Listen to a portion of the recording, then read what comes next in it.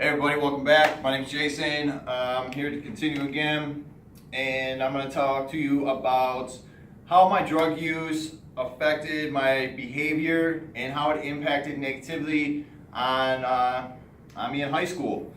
So first off, I'll mention how it made me late or how I missed class. And for an example, let's say I was partying the night before and I woke up late for school. You know, obviously I was using Ritalin at the time, how I left off before, and Ritalin made me stay up late.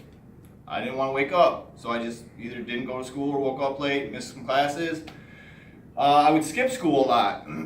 I would skip school, go down by the lake because our school was by the lake, we had open lunches, or I would just skip classes period and go smoke. What else? Let's see. I would get bad grades. I would get bad grades. So in result with that, I would not be able to participate in sports. And you know what? I was a really good swimmer in high school. And during my freshman year, I almost made it to state. You know, and looking back now, who knows where I could have went. So, you know, it's imperative that when you're good at something, and run with it, you know. But not only that, I got kicked out of high school due to all my lack of, you know, whatever, just not going to classes, not caring about school, and I had to go to an alternative school. Then I got kicked out of the alternative school, and then I had to get like homeschooled pretty much. But by the grace of God, I got accepted back into high school, continued to skip out of school, got truancy tickets, so I had to suffer those consequences, pay those tickets,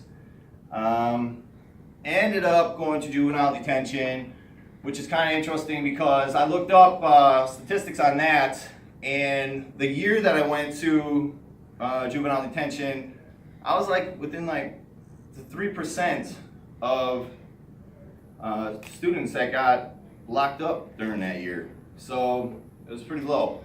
I was put on house arrest eventually. You know, so there's a bunch of negative consequences, and that's not even all of them. You know, so there's a bunch of negative consequences that are related with drug use and how they impact you. Not only that, but when it started getting to the level of where I started going to juvenile detention, house arrest, and all that, my parents had to get involved, and then they started having to go to court dates. They started having to, you know, basically disrupt their lifestyle, not going to work. So it was a lot of emotional distress on their part, and not only that, but on me. But there's just so many negatives to drug use and how they impact you in school, but I mean in life, just in general. You know, you think that drugs and alcohol, I can use this to cope, whatever, you know, but people don't realize how counterproductive it really affects you. But back to my story. So I left off with Ritalin, you know, and remember, I smoked cigarettes, weed, drank, you know, Ritalin, and now by 10th grade I was doing cocaine. Obviously it was introduced to me by a friend. I wasn't a heavy user at the time, but you know, it was frequent. Basically, you know, maybe weekends here and there. I wasn't like doing it all the time, you know, when I drank, you know, because basically I mentioned that before, drinking, cocaine goes hand in hand. So this is another important tip I kind of want to bring up too, is I had a job at this time. So my parents always tried drilling it into me to save my money. I never did. You know, I tried opening up a checking account, you know, doing that whole bit, saving money. I bought myself stuff periodically, but most of my money went to partying and drugs. My suggestion if your child has a job, to get a joint account, you know, maybe a checking account, savings account, monitor their money. You know, look at their pay stubs and see how much you're getting, see where it's going. You know, having a job is a privilege because they should have grades and maintaining their grades to have that job. Now, when I got fired from that job, I began to steal. And I always thought, yeah, man, this is great. You know, I always just thought it was fun. But then, now looking back now, I was stealing stuff and I was selling it. And I was using that money to buy drugs. So, back in my other video, looking back now, did I have an addiction? Yes, I did. But was I aware of it? No, I wasn't. Because I didn't know what addiction was back then. I had no idea. I had no idea to say, wait a second, I might have an addiction. Nobody ever intervened and said, hey, if this is happening, you might have an addiction, you might want to stop, blah, blah, blah, blah, blah. Nobody ever brought that to my attention. You know, it wasn't a big concern, I guess. Nobody ever believed, I guess, that it could happen at that early of an age. I don't know. Maybe they just don't want to believe it or whatever. But so that was introduced to me in 10th grade. Moving to 11th grade, that's when ecstasy was brought into the picture. Basically, what enabled me there, or kind of influenced me, was I was dating a girl, and you know, looked like it was fun. Friends were doing it. I was curious, and I ain't gonna lie, I tried it, and I liked it. It brought, man, it was just a whole nother different world, and you know, I'm not here to gloat, talk about, you know, that, but it was available. Her friend's boyfriend was able to get pills all the time.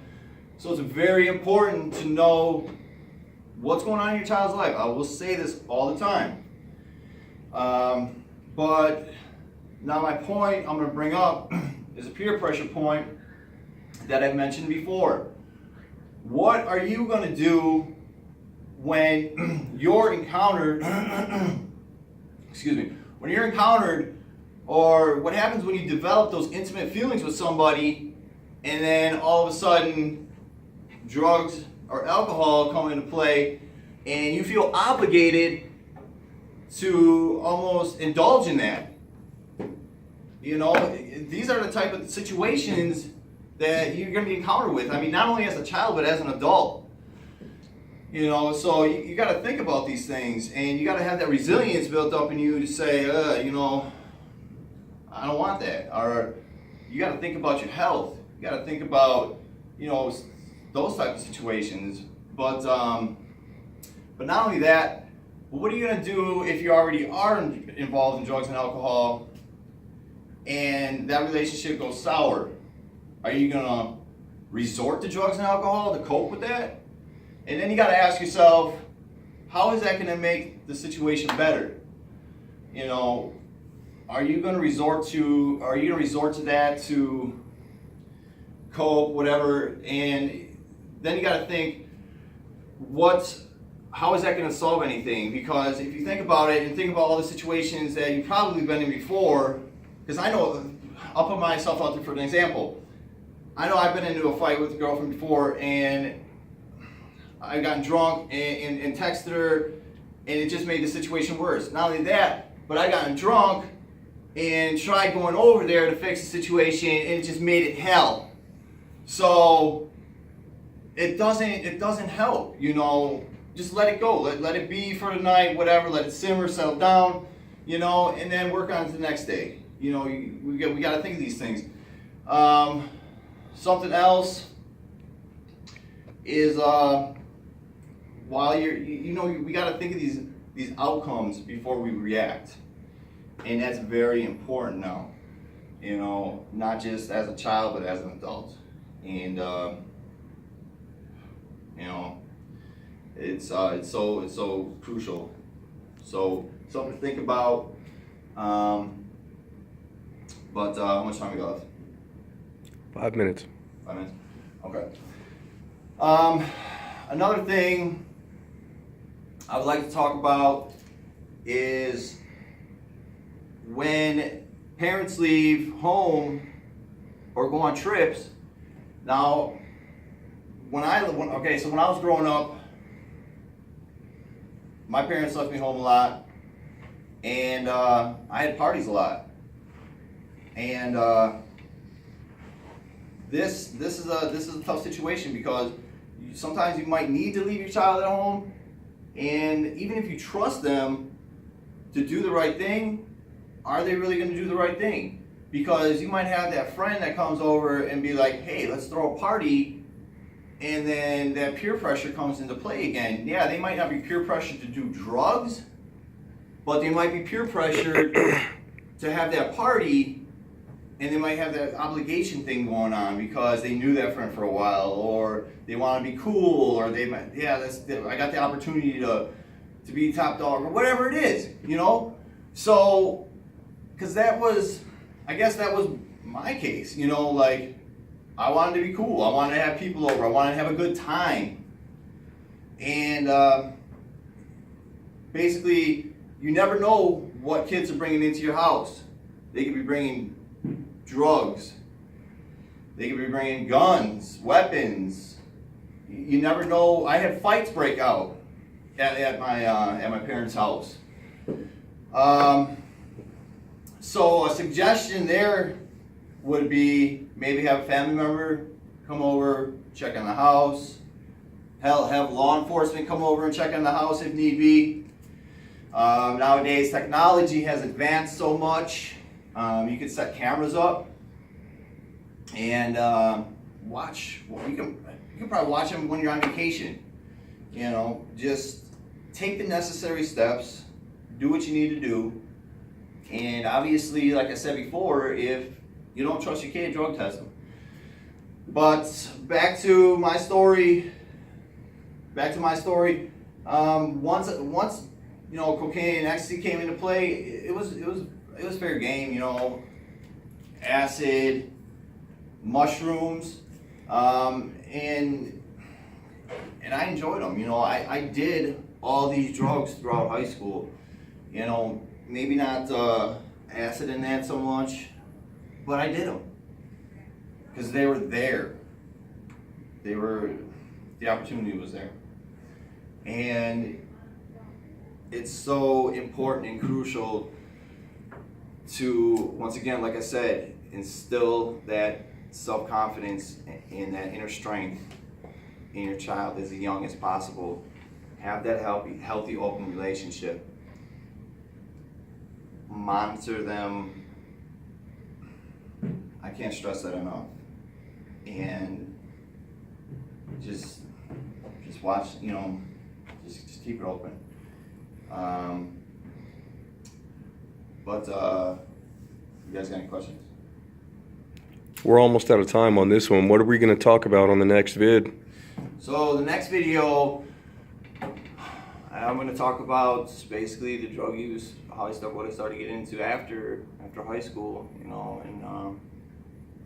another thing too, how it impacted my high school years. I wasn't even in my senior picture, and another thing too, I used drugs and alcohol, go to homecoming. It just, drugs and alcohol made me feel like I needed them to have fun, to socialize, and to open up. And that is so not true. You gotta find the real you, and that's it. And just be comfortable with that person. Because once you are, that's who you are, and don't let it be, don't let your whole high school experience get ruined over drugs and alcohol because you're trying to hide something, trying to mask something, you know. But yeah, next video I'll talk about what happened after high school and get rolling into that. But I want to say thank you very much for all the support, encouragement, tips, and everything.